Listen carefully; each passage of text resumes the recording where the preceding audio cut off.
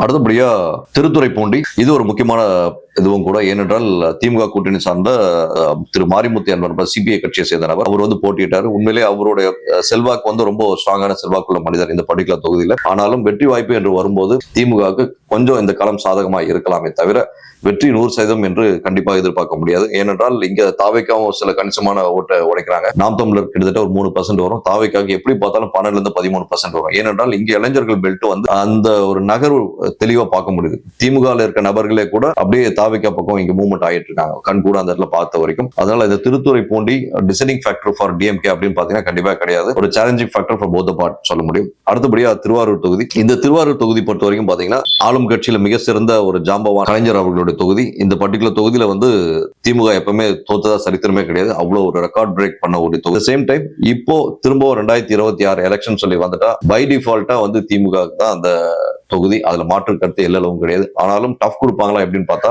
AIADMK கூட்டணியால tough கொடுக்க முடியாது. நாம் தமிழரோ இல்ல ஏனைய தாவேக்கா கட்சி போன்ற எந்த கட்சியா இருந்தாலும் அவ்வளவு டஃப் கொடுத்தாலும் ஜெயிக்க முடியாது. ஏன்னா அந்த பெல்ட்டை அவங்க ரொம்ப ஸ்ட்ராங்கா வச்சிருக்காங்க.